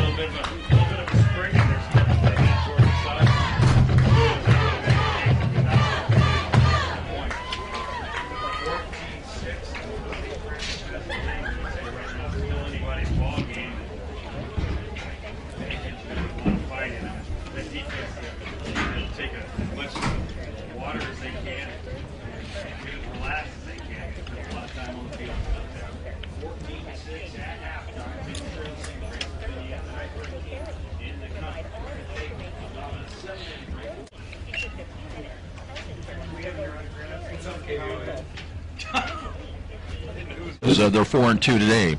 But right now, it's Cougars beginning to come back on the field. And Bill Scott is down on the sidelines waiting for Coach Kevin Donnelly to make his presence back onto the field. And we'll be talking shortly about this 14-6 St. Francis lead on the road here at halftime. So we'll just hang loose here momentarily and get ready for the coach to come out. Really happy about the ability to put points on the board. Let's go down as Bill Scott is with Coach Kevin Donnelly. I'm on the radio right now. Just wanted to get your thoughts on the first half. Well, they're an outstanding football team. We're not playing as well as I'd like offensively. Defensively, we cranked it up, done a good job. We got to make some plays on offense. We got to finish blocks, and we got to play pitch and catch. And coverages, they're changing coverage up quite a bit. Rolling up to the cover 2 thing, which we worked on a little bit. We didn't handle it very well in the first half. Got to do better in the second. Okay, great. Thank you. That's Coach Donnelly from down here on the field. Joe? Kind of surprised him, Billy. Now, one of his messages was to the offense, crank that offense up. You got to play harder. We got to play smarter. We got to turn it up a notch. And sounds like the Cougars are taking that to heart, ready to go here in the second half. And, Billy, you got to finish, too. You know, the Cougars have had a number of chances, but they've had some breakdowns and some turnovers that have hurt them in the first half. Yes, they have, but hopefully we get that cleaned up here in the second half to take care of business here. Sounds good. Appreciate the help. Bill Scott pinch hitting, doing double duty, triple duty, taking some photos and helping us over the broadcast as well. We're coming back for more of our halftime presentation, getting ready for the exciting start of the second half. 14-6 St. Francis. Can they hold on? Can they win on the road against a very good opponent? And we'll be back. This is Cougar Football on Redeemer Radio, Catholic Radio, AM 1450. 17. Just run that one, and we'll save that start financial for right before halftime, or before, start of the second half. One of the big shockers of the day. Third half. Just over a minute to play in the game. Purdue 22. Punchy. Ohio State Didn't get enough 13. sleep.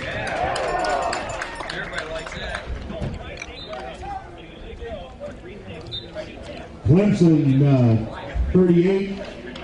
Virginia Tech 17. That is a final. Well, if you can hear this game today, it is to the thanks to our communication sponsor, Dr. Todd and Mary Briscoe Family Dentistry. Their generous financial support helps make this Redeemer Radio sports broadcast possible. Need emergency dental care? Or keep Dr.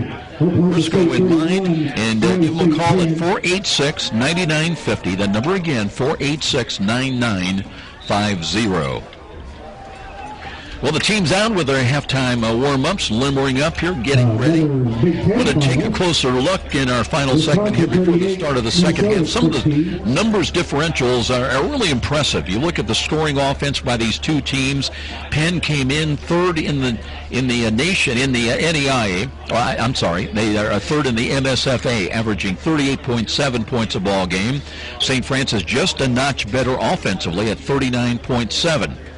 As far as the scoring defense, and Penn will have the advantage there. They're number one, in fact, in the Mid-States Football Association, giving up only less than 9 points a ball game.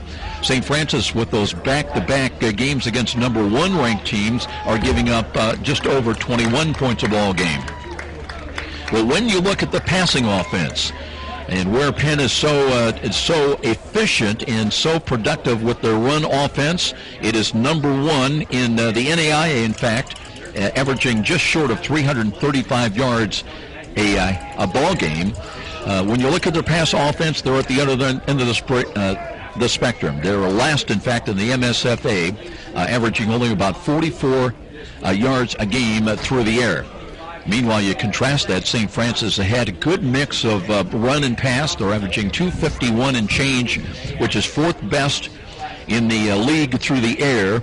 And on the ground, St. Francis is just short of 200 yards, and that's third best. So that's been the difference, that St. Francis has had the good balance. Looking at, want to take another closer look at the rushing yardage in the first half. William Penn with 28 carries and 131 yards on the ground. St. Francis 17 rushes for 36 yards, but the difference is through the air, as St. Francis so far today in the first half has managed 157 yards and compared to William Penn with 54. And we'll be back with the start of the second half, 14-6. It'll be William Penn to get the ball to begin things here in the second half. Cougar football on Redeemer Radio, Catholic Radio, AM 1450. Yes, sir. Yeah. And that'll take us into the third quarter.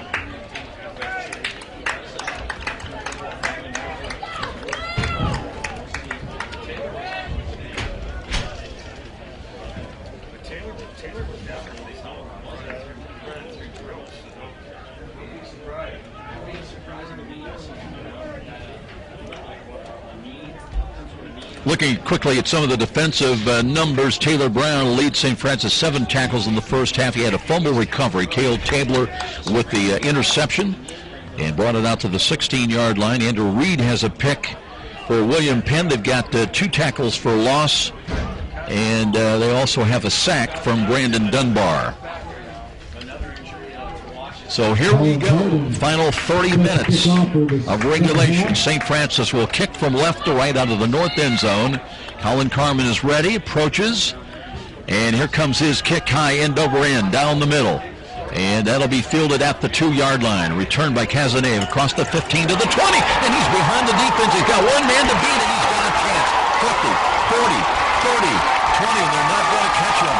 It'll be a 98-yard kickoff return for Ed Cazenave. There,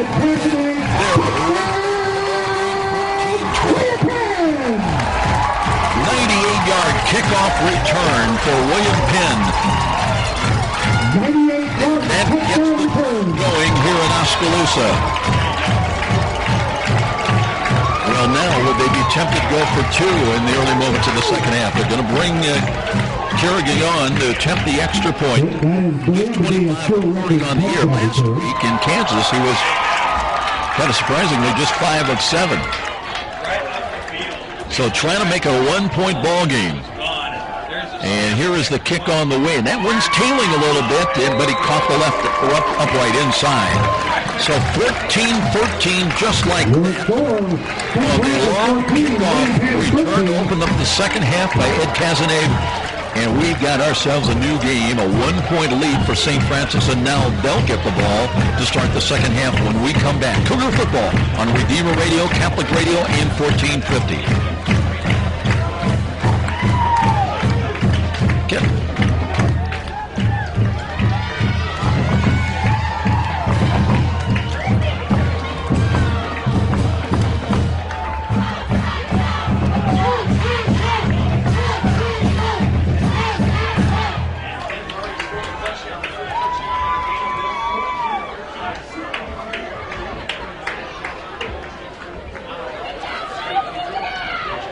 Well, you come out at halftime, you hope you're focused, you hope you're keyed up, and you've got all your assignments penciled in, dialed in, and boy, then you see them break one 98-yard kickoff return touchdown, and you go from 14-6 to 14-13 now, and new ball game, basically anybody's ball game. And Kerrigan will kick away from right to left.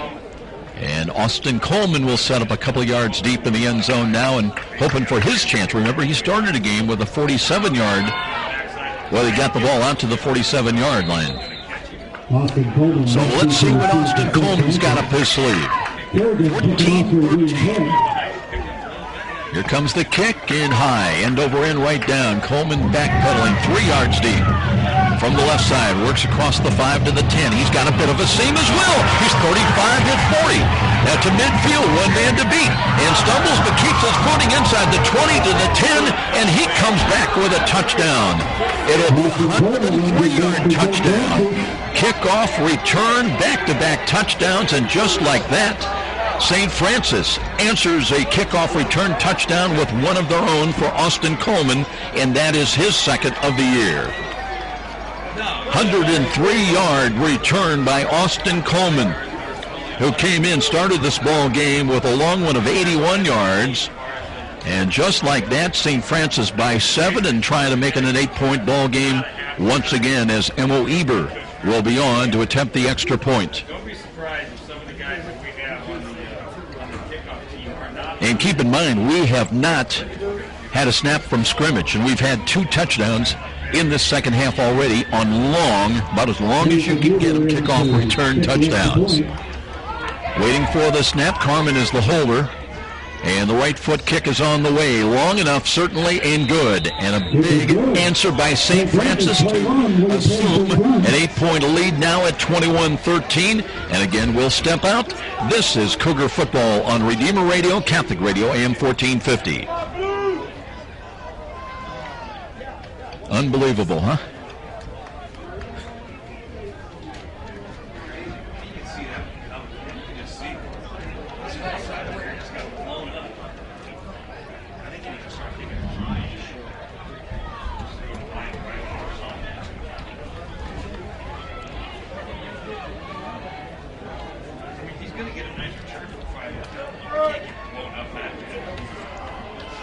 Well, I'll tell you what, folks, that is why coming out to Cougar football, whether it's home or away, is just a great entertainment and experience. Think about it. You've had 2 touchdowns on the board in 28 seconds to start the second half, and there's not been a snap from scrimmage.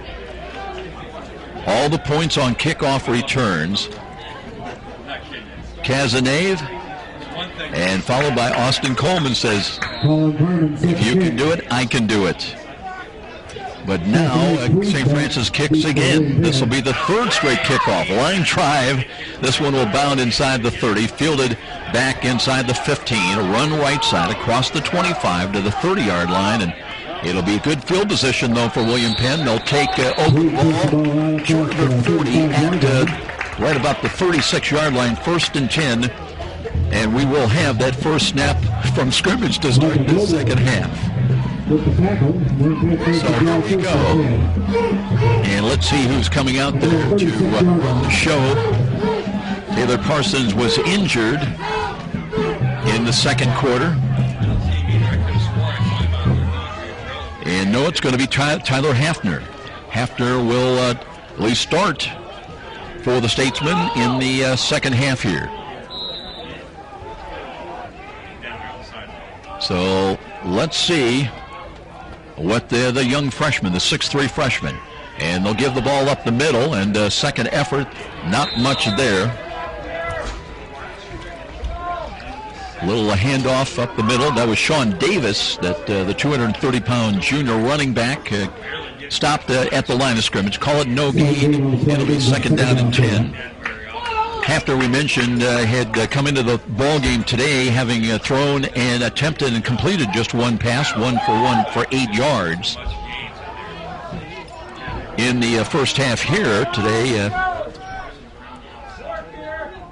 we'll take a look at the numbers. And here's an option run, left side, and Hafner, and he turns the corner, 40-45, and he's in the secondary. Stays on the field and blew a tackle, and is trapped from behind inside the 26-yard line.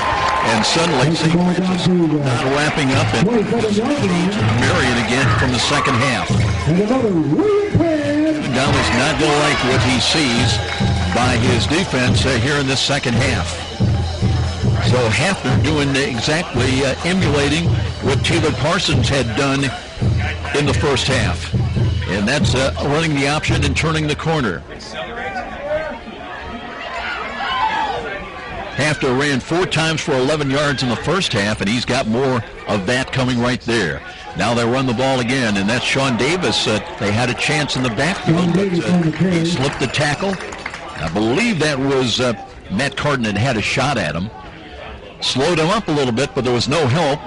And the bruising, Sean Davis was able to get it down to just outside the 20-yard line of St. Francis. That's a gain of 6, second down and 4 coming up for William Penn. 21-13 ball game. St. Francis led at halftime, 14-6, and then the back-to-back kickoff returns.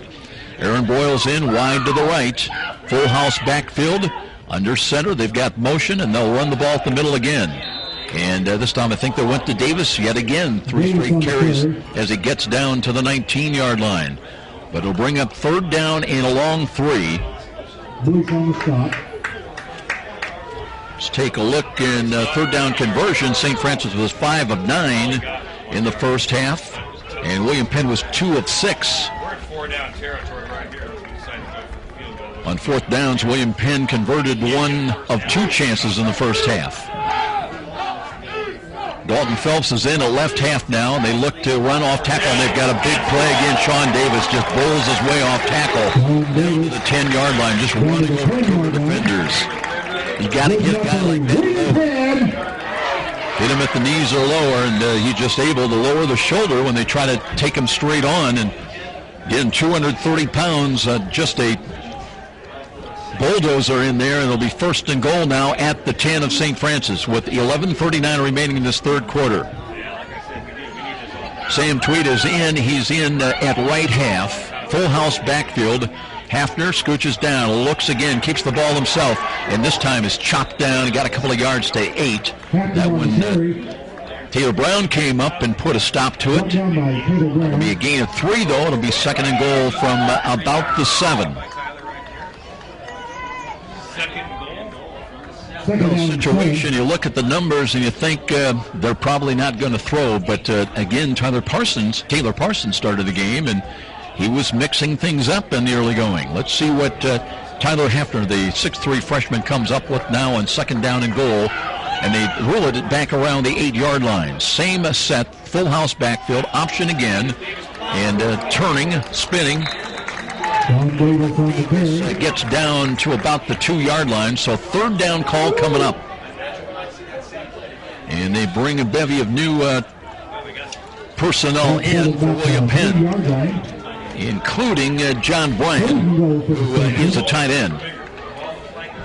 Boyle's also coming late. He just came over to get the play.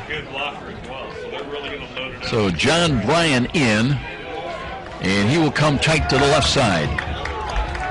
And they're going to go into an I formation. And the tailback is Joel Medina.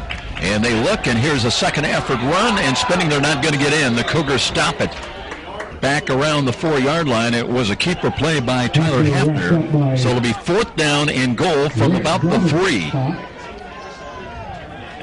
And are they going to get point? You're going to bring... I thought he was down to at least the 2-yard line. That's Let's see if they're going to bring for a field goal attempt in. They will bring Kerrigan. He's hit long ones today, 49 and 47. This one will be just a chip shot. If they do attempt the field goal, it will be. And boy, there was movement across. And that's Ravenstock. Let's see. Was there movement or was it encroachment? It was 4th and goal from the 3. That would be half the distance and might change the play call. Let's see. And Cougars are high-fiving one another. He wasn't a down lineman. He was coming from like a linebacker spot. You don't see linebackers not crashing through unless somebody moves. Well, let's see. Officials, Jerry Courtney, the referee today, is trying to sort things out.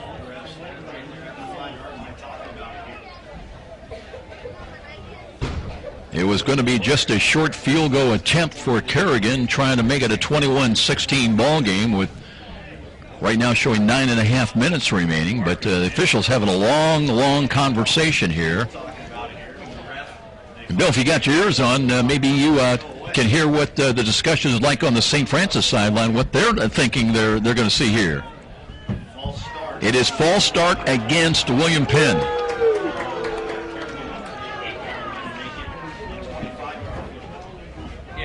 So certainly from a Kerrigan standpoint, that is not anything to sneeze at. I mean, he's hitting, like I say, from 45 yards and longer today. And this one will be about a 15-yard, 25-yard field goal from the left hash mark. Here's the snap. Kick is on the way, and certainly long enough and good. Points on the board today, and a 21-16 ball game with a timeout down below. Will step out. Cougar football on Redeemer Radio, Catholic Radio, AM 1450. Okay.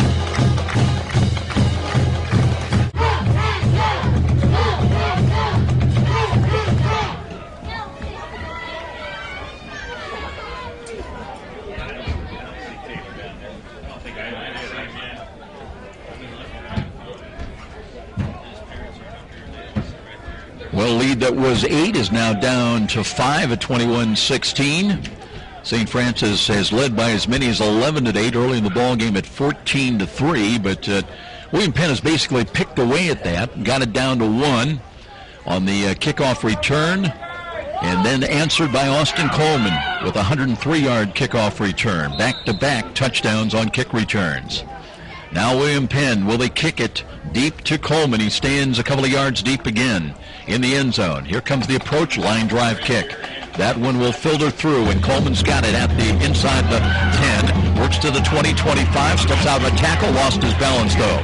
Crossed the 35, got out to about the 36. Had a steam up, but just couldn't control itself, and it'll be nonetheless decent field position for St. Francis. Coleman just getting up now, and he's going to trot off the field. Less than a touchdown separates the two top 10 ranked teams here in the second half. Better than 9 minutes remaining in the third quarter. And here come the Cougars back to work offensively. Kevin Donnelly told us at halftime looking for better execution by his team. Yoder walked away for a moment, checks the Cougar sidelines, and they might be making a change of the play call. It's where the play clock is down to 6. They'll run the play, and here's a run off left tackle, and a good one. About an 8-9 yard run across the 45-yard line for St. Francis as Antoine Campbell picking up some yardage. Good run. Campbell had 9 carries for 30 yards in the first half. Picks up 8 there. Second down and short. A quick hitting play. They'll pitch the ball to the left, and they did not get the first down. That was a great defensive play, knifing through there with an ankle tackle by Travis Provo. Provo took down Brenton Williams. So he got back to the line of scrimmage, and they do move the down marker maybe about 4 inches. So it'll be third down and a yard coming up. St. Francis needing a yard to keep possession of the football and leading it by 5. Yoder walks away again, looks over to the far side, and comes back. Play clock's at 7, and at 6. Waiting with Campbell lined up behind him. Hands it to him again. And he runs right into trouble. Did not hit the line of scrimmage. That time they took too long and telegraphed it a bit. It'll be a loss back at the 45. And fourth down coming up, and the Cougars will have to kick it away. Fourth down and 4, in fact. Fourth down and 3. And Carpenter will come on to kick the ball. Joel Medina back in punt returns. He's averaging 13.5 yards in punt return this year. Has had along the 40 this season. And he waits back at the Penn 10-yard line. And they fake the ball. They're going to run it. They've got a first down as they take it with a short snap to the direct snap to Carl Mathewson. And he runs off the right side to midfield and into William Perrin territory down to the 45-yard line. So the Cougars wheeling and dealing with the direct snap and faking it, the punt. And Mathewson responds with a conversion, and it'll be a new set of downs for the Cougar offense. Well, sometimes you got to take a chance, and you got to calculate against a very good team in St. Francis. Has it first and 10 at the Penn 45. Cam Smith in wide to the left side. Penn defenders back in cover 2. Misdirection off tackle. Here's a halfback option as Coleman stop and go. Thought about trying to throw the ball, but that was well defended.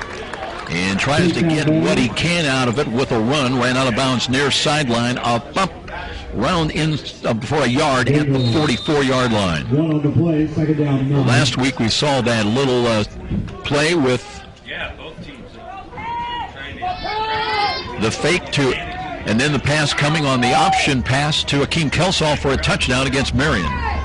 That time it was not there. Kelsaw, speaking which, motion right to left behind the line of scrimmage. Yoder to throw, steps up nicely, throws the ball in the spot, and that ball died, and an attempt for it is ruled incomplete. A little comeback pattern that time, but incomplete. It'll be third down and 9. Cam Smith tried to come back to the ball. Yoder took something off of it, tried to feather it into just an area in the middle of the field. St. Francis again trying to convert. They need to reach just short of the 35-yard line this snap of the football. Here's Yoder dropping the throw. Rush is coming, steps up. He can run, he can throw, and looks, and there's a pass to the wrong side.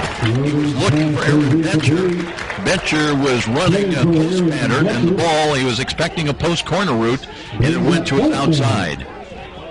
So it'll be fourth down, and Carmen is in. And this time I'm guessing that he will punt the ball away with 4th and 9. And Medina back waits at the Penn 10-yard line. Carmen waits at the 42 of St. Francis for the snap. He's got it. Rush coming, got it away. High, short, end over end. And Medina lets it hit, takes a high bounce, and then will be touched at the 12-yard line by St. Francis. The ball came up very high. Carmen with 2 punts in the first half had a long of 64. This one will be taken by the Statesmen. They'll have first and 10 at their own 13-yard line is where they start this series. With 6:27 remaining in the third quarter, a touchdown would give them the lead. They've never led here today in this ball game. Fell behind early 7-0. Got a field goal and cut it to 7-3. Cougars added that big passing touchdown to lead it by as many as 11, 14-3. Right now it's 21-16. Cougars a man short just before the snap of the ball, but they gang tackle the runner. And not much there for Evan Ressler, trying to work off his right side. Let's see if he got back to the line of scrimmage and did pick up maybe about a yard. So second down call coming up and 9. Brian will come in, brings the play in, and he'll assume his tight end position. After stays in there at quarterback. He has not really tried to throw the ball in replacing Taylor Parsons, and he rolls back and sets, takes a look, and he'll run the ball instead, and gets up to about the 20-yard line and runs out of bounds here on the near sideline. Didn't want to take a chance of putting it into the air, looking for Dalton Phelps downfield. Is short of the first down stick by about 3 yards. They've got to get out to their own 23-yard line. So a big call coming up now with 5:40 remaining. The clock becoming a factor in this third quarter. Cougars go home next Saturday. They'll take on Siena Heights at 12 noon. Statesmen, they travel to Chicago against Trinity International. Motion right to left, and here's a counter run, and they've got the first down. And that's the quarterback keeper play again. They've got the triple option. It's a system that doesn't running the show. Rely on their quarterback basically to run the show and run the football. And Tyler Hafner, effective at times as Taylor Parsons was in the first half. New set of downs at the 26 for the Statesmen. Clock will run inside of 5 minutes before this snap with the football. Dalton Phelps stays in at the left half. They work out of the inverted wishbone once again. Motion again. They'll give it, and Wrestler upended, tripped forward though, and he'll pick up a couple of yards as he came up to about the 27-yard line is where they're going to mark that ball. They may give him another yard up to the 28. That's a very kind spot. That's a gain of about 3. He kind of skipped to that spot, and that's where they marked it. Clock a bit of a factor in the third quarter. We're inside of 4.5 minutes now, time remaining. They'll stay with that full house backfield, kind of a tight, well, it is a full house right now. And Hafner option run again, off to the right side, and slips a tackle, turns the corner, and gets across the 30 to the 34. And again, the Cougars had him. And I think it's Juarez that may have had a shot at him, but couldn't finish the tackle. It was Justin Juarez. Had him for maybe a loss. At the time, there wasn't a lot of faking by it. And St. Francis seemed like they had it defensed and well dialed in, but they couldn't finish the tackle. Now it's 3rd down and 2. 3:48 remaining in the third quarter. Hafner under center. And this time they'll run the option left side. And this time the Cougars were waiting, and he'll do well to get back to the line of scrimmage. They'll mark him down, Hafner, at the 34-yard line. So 4th down call coming up. Let's call it 4th and a short 3. Brings up 4th down and 1. And well, the speculation, we had a fake punt earlier, and they are going to go for it. St. Francis not seeing it. And let's see, they did not bring Kerrigan in. They lined up in an offensive set with 4th down and a short 3. Knight was back in punt return, and St. Francis forced to take a timeout. We'll keep things right here with 3:14 remaining in this third quarter, as St. Francis now has to change their defensive strategy. And we'll see if head coach Todd Hafner, if he'll also now try to change and elect to go with the punt. Still time here in this third quarter with 3:14 remaining. And a close ball game between these two top 10 ranked opponents. 21-16 our score. And as we might have speculated, they are bringing Kerrigan in if he does in fact punt the ball. Cougars will have 10 men, and there'll be 7 on the line of scrimmage, 3 in a kind of a secondary area, about 5 yards back from the line of scrimmage. And not completely convinced that Kerrigan will punt the football on 4th down and short yardage. Waiting for the snap. You don't want to jump, and here's the rugby-style kick. He does kick it and got a booming kick. And that chases Knight down. It stays in bounds and did get into the end zone on a touchback. That was close to the pylon. And they were trying to get it out of bounds around the 1-yard line. Instead, it stayed in the field of play into the end zone. So it'll be a touchback, and it'll come out to the 20-yard line. So the Cougar offense will go to work once again. Well, the defenses have really taken command, really, in the second half, if you exclude the back-to-back kickoff returns to start the second half that were electrifying, to say the least. One by Casanave for 98 yards, followed the next one, 103, by Austin Coleman. Cougars from their 20-yard line. And here's the throw near side. That's Josh Miller is in there now at quarterback. Completes his first pass of the day. And Antoine Campbell used as a receiver on that play and gets 5 yards. And maybe about 6 yards out to about the 26-yard line is where they spot the ball. Miller, who missed last week, went out in the first half of that St. Xavier game with a sprained ankle, is out there right now. 2nd down and 4, option run, and spun around and dropped, and maybe only able to get back to the line of scrimmage at best. Really close. Well, that one fooled nobody. Number 10, Josh Miller. As let's see who came up and made that stop. Kevin Trauger was in the vicinity. But I think credit for the stop is going to go to Jason Johnson.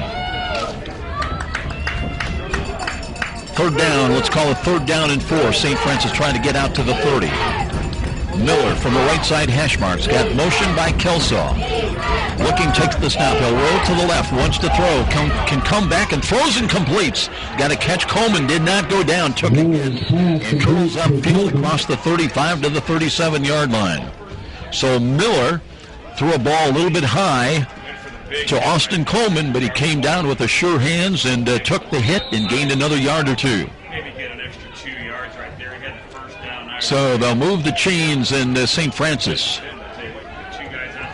Ball's at the 38-yard line of St. Francis. We'll have a new set of downs to work with.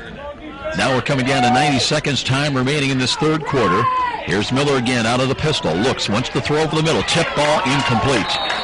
One of the guys, big guys in the middle, got a hand on that one. One of the linemen.